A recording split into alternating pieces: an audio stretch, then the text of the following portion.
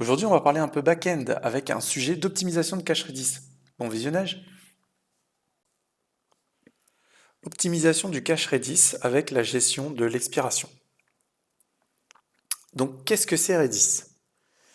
Redis, c'est une solution client-serveur, c'est-à-dire qu'il faut déployer un serveur qui va écouter sur un port réseau, tout comme une base de données par exemple, qui permet de sauvegarder une paire de clés-valeurs, par exemple names qui renvoie un array Bob, et cette sauvegarde s'effectue en RAM pour permettre des opérations très rapides.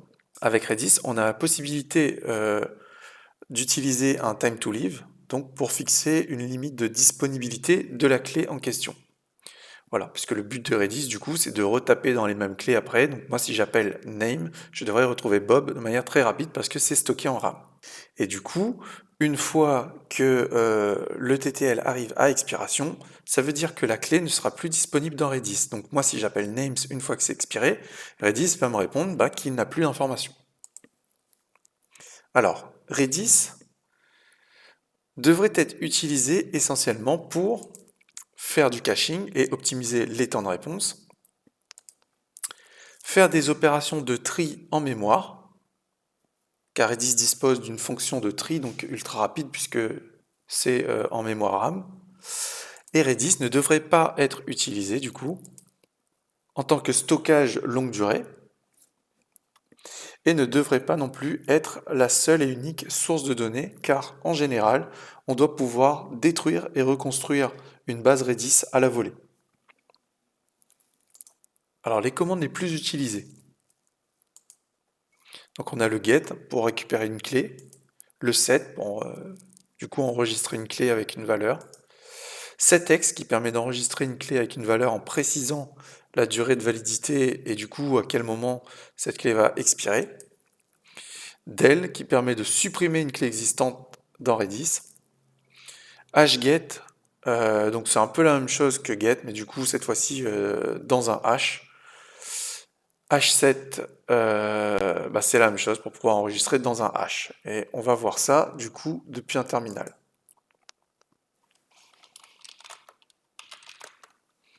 Voilà, moi je pars du principe que vous avez déjà Redis d'installer sur votre machine. Vous tapez du coup dans un terminal Redis CLI et vous arrivez du coup dans l'interface de Redis. Donc si je fais keys étoile, on voit que j'ai rien pour le moment dans ma base Redis. Donc on va mettre une clé que j'appelle names et la valeur ça sera du coup Bob. Voilà. Donc maintenant, si je veux récupérer names, je récupère bien Bob en chaîne de caractères. On va faire la même chose avec un setEx cette fois-ci. Donc je vais supprimer names. Je vais créer une clé toujours names qui sera valide 10 secondes avec la valeur Bob. Si je fais un get names, je récupère Bob. Mais on sait que c'est valide pendant 10 secondes et au bout d'un moment, on n'aura plus rien. Voilà. Maintenant, pour ce qui est du hget h7, je vous disais, c'est un peu la même chose, mais du coup avec un chemin, puisqu'on va parcourir un hash. Donc on va faire un h7 de user, le field, ça sera name, et la value, ça sera Bob. Maintenant, si je veux récupérer via hget le nom de mon user, je vais récupérer user, name, et il me renvoie Bob. Voilà. Il y a encore bien d'autres commandes, les tris, etc. Mais c'est pas ce qu'on va voir dans cette vidéo.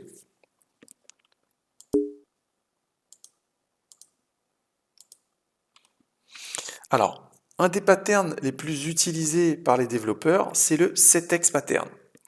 En gros, on veut récupérer des produits. On va vérifier qu'on a bien une clé produit, bon, il manque un S, dans Redis. Si cette clé existe, on va directement retourner les produits. Si la clé n'existe pas, on récupère depuis la base de données, on la sauvegarde dans Redis en utilisant le setEx pattern. En général, hein, dans les applications, c'est 1 minute à 10 minutes, rarement plus, parce que vous allez voir plus tard, ça crée des problèmes de validité des données. Donc on va le sauvegarder pendant une durée limitée, entre 30 secondes, 1 minute, jusqu'à 10 minutes. Et du coup, on retourne enfin ces produits. Maintenant, moi je trouve qu'il y a une utilisation trop systématique du setEx pattern. Le setEx pattern, il peut poser dans certains cas des problèmes. Un des problèmes les plus récurrents, c'est les problèmes de latence. Donc les latences au niveau de la donnée, même si les temps de réponse réseau restent courts, hein. Donc ça voudrait dire que potentiellement on pourrait avoir une donnée que Redis renvoie avec une certaine valeur, mais qui, dans la source de données, donc la base de données, serait déjà différente. Et donc, effectivement, on obtient un résultat qui n'est pas fiable. Alors ça ressemblerait à ça. Donc, on update un produit 1, 2, 3 en base de données. Si entre-temps, on fait un get product, mais que le cache il est toujours en vie, la clé produit nous renvoie donc un certain nombre de produits, mais qui, eux, sont totalement obsolètes, puisqu'on l'a bien mis à jour. Si ça se trouve, eh ben, si c'était un produit à acheter, eh ben, on est en train de supprimer des quantités, et qu'en fait, bah, il n'y a plus de disponibilité, et que là, à l'affichage, on continue de retourner qu'en fait, le produit est disponible. Alors, on va voir un exemple ensemble d'utilisation de ce setEx pattern. Donc voici un projet assez simple où du coup on va créer une petite API Express Node avec 3 endpoints. Donc un index qui nous permet de récupérer plusieurs noms d'utilisateurs. Les endpoints sont en get, hein, pour aller plus vite. Donc un endpoint get add pour pouvoir ajouter un utilisateur, un endpoint del pour pouvoir en supprimer. Donc voilà, dans cet exemple, on va voir du coup le setEx pattern où lorsque l'on va demander le endpoint index, on va vérifier que ça existe dans Redis. Si c'est le cas, on retourne le cache. Si c'est pas le cas, on fait un setEx pendant 30 secondes. Donc pour le moment, je n'ai absolument rien. D'ailleurs, je vais vous montrer une petite commande qui est intéressante en Redis, qui permet de voir en live passer tous les appels vers Redis. Ça vous permettra aussi de faire quelques débugages. Voilà. Donc on essaie d'obtenir, on voit bien une clé name. Moi je l'ai préfixé avec caching, mais bon, la clé c'est name. Et on voit bien que Redis il reçoit bien une demande. Si je liste toutes mes clés, j'ai la clé user de tout à l'heure. Alors je vais la delete. Je pense que c'est un HTML user. On va faire un flush all. Voilà, comme ça. Le premier appel, la base dit qu'il n'y a pas d'élément dans notre liste de noms. Il a fait un setEx du coup sur cette heure est vide et on a stocké cette valeur. Ce qui voudrait dire que si entre temps j'ajoute, bah, potentiellement pendant ces 30 secondes, je ne récupérerai plus mon utilisateur. Donc on va en ajouter. Je vais ajouter Bob. Je vais ajouter John. Et là, on va regarder ce qui se passe. Voilà, donc il y a de nouveau un setEx. Cette fois-ci, je vais ajouter James. Je rafraîchis et je ne récupère pas James. Tant que la donnée est disponible dans Redis, je ne pourrai pas récupérer James. Voilà. Entre-temps, ça a remis en cache du coup. Maintenant, je récupère James du coup. Ok. Donc pareil, si on supprime, on va supprimer Bob. Donc je l'ai toujours ici. Tant que le cache est disponible,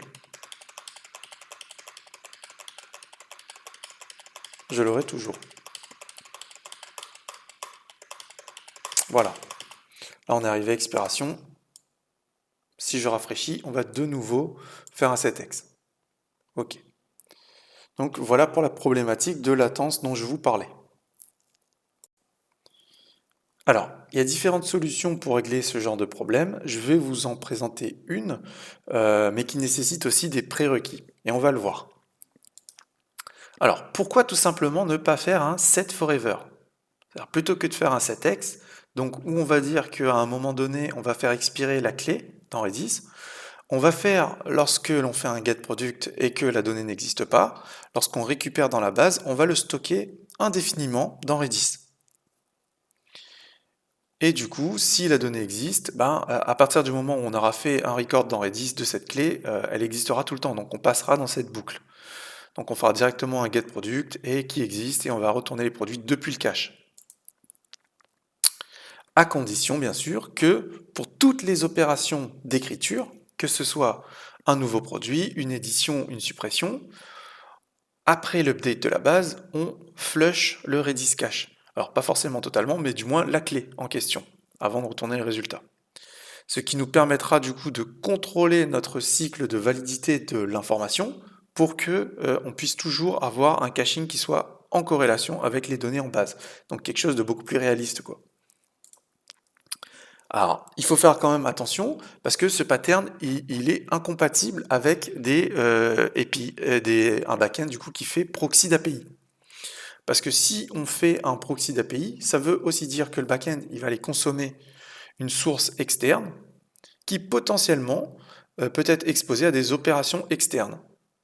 Alors si c'est le cas, ça voudrait dire que potentiellement les données ont de nouveau été altérées et que si nous on cache quelque chose issu de nos opérations, on peut passer à côté de modifications qui ont été réalisées entre-temps. Et un autre cas avec lequel c'est incompatible, c'est si on a des appels concurrents en écriture sur notre base de données. C'est-à-dire que cette fois-ci, on ne va pas forcément travailler avec une source de données externe et cacher cette source de données externe. La base de données, elle est bien chez nous. Sauf que le problème, c'est que si on a une seconde API qui va exposer cette même base de données et qu'un client, du coup, externe cette fois-ci, effectue des opérations d'écriture dans la base de données, donc on se retrouve dans une situation de concurrence d'accès vers la base de données, et bien potentiellement ce qu'on est en train de cacher sur notre workflow du haut là, et ben, ne sera pas en corrélation avec la réalité des données dans la base de données.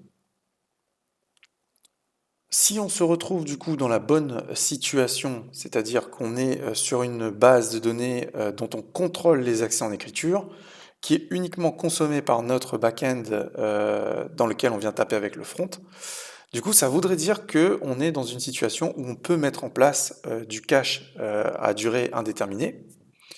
Mais du coup, il y a un autre problème qui se pose, c'est qu'il va falloir gérer la dépendance de données.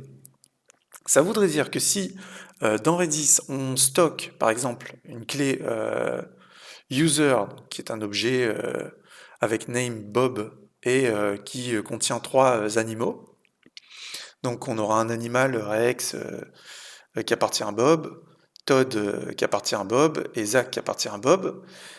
Les données sont interdépendantes puisque le pets count, on le voit, le compteur du coup du nombre d'animaux, dépend directement du nombre d'animaux stockés en cascade. Ça voudrait dire que là, si on supprime un animal, eh ben, la donnée user Bob sera obsolète puisque le pets count ne sera plus à jour. Donc ça, c'est un problème qu'il faut régler, mais Redis nous permet de gérer ce genre de problématique via notamment l'utilisation de patterns.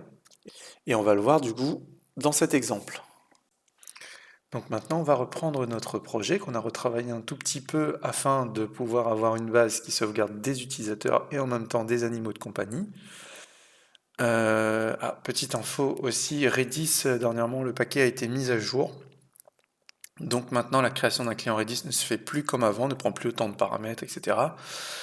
Si on veut mettre un préfixe, il faut le concaténer soi-même dans les clés qu'on utilise au moment des appels. Et maintenant, on peut faire des async calls directement au lieu de faire des callbacks. Voilà la différence avec avant. Donc pour reprendre notre endpoint, cette fois-ci, comme on gère des utilisateurs et des animaux, donc on a l'index qui sert toujours à récupérer les utilisateurs, donc c'est un objet name, et pets count qui est de type nombre, enfin numérique.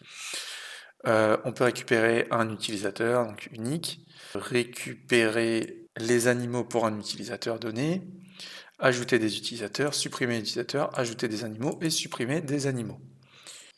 Alors du coup, cette fois-ci, la petite nuance, c'est que le cache qu'on va set à chaque fois qu'on fait des récupérations, on n'utilise plus setEx.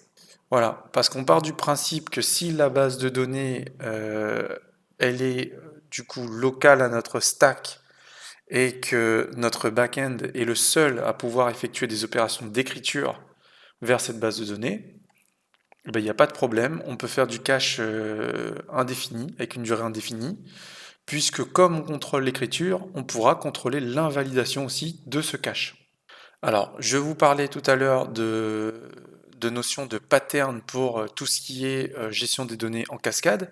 Étant donné qu'un utilisateur possède des animaux, donc ce que j'ai fait lorsque l'on récupère les animaux d'un utilisateur, c'est que je vais stocker dans la clé de cache users le nom de l'utilisateur, donc Bob par exemple, pets, ces animaux. Mais ce qui voudrait dire que si je supprime un de ces animaux, techniquement, la clé qui correspond aux pets sera invalide. Mais pas que, puisque je cache aussi l'utilisateur qui est un niveau au-dessus. Là, on voit bien que je descends jusqu'à pets, mais si je suis un niveau au-dessus, l'utilisateur lui-même, il a un pets count qui est obsolète. Donc, on a des techniques, notamment avec les patterns de Redis, pour faire des opérations sur plusieurs clés en même temps. Alors, étant donné que je cache toujours l'index dans la clé users, de temps en temps, j'aurai aussi besoin d'invalider la clé users. Mais les clés single user, j'aurais pas forcément besoin de les invalider, puisque au final, c'est uniquement dans l'arbre d'un seul utilisateur qu'on va devoir mettre à jour les informations. Notamment, si j'ajoute un animal, je vais clean du coup la clé users, puisque un utilisateur aura un animal de plus dans son pets count. Et je vais aussi clean tout le parcours pour cet utilisateur. Donc du coup, c'est un niveau plus haut. Hop. Comme ça, on ne fait pas de bêtises. Voilà, ça nous permettra de nettoyer à la fois la clé, par exemple users.bob, mais en même temps, s'il a des pets, eh ben, ça sera clear. Voilà, donc étoile, ça nous permet, si vous voulez, en Redis, de faire un pattern matching. Maintenant, comment ça fonctionne tout ça avec Postman? Donc, on liste les utilisateurs. Pour le moment, je n'ai pas d'utilisateur. Alors, je vais en ajouter. Donc, je commence par créer Bob. Ok, donc on a bien Bob, il y a un pet count de 0. Donc, pareil pour John, pet count 0, et on va créer James. On fait toujours le petit check si jamais on fait plusieurs fois le même appel, on ne va pas rajouter l'utilisateur qui existe déjà. Donc, cette fois-ci, notre cache, comme on invalide au moment de l'ajout d'un utilisateur la clé de cache users, il sera automatiquement mis à jour. Donc je vais supprimer un utilisateur, on va supprimer James par exemple. Hop, on va regarder dans la liste. Voilà, il n'y a plus de James. Il n'y a pas besoin d'attendre une invalidation via expire. Là du coup, on va ajouter des animaux à nos utilisateurs. Donc on va ajouter pour Bob un animal qui s'appelle Rex et un animal qui s'appelle Lola. Pareil pour John.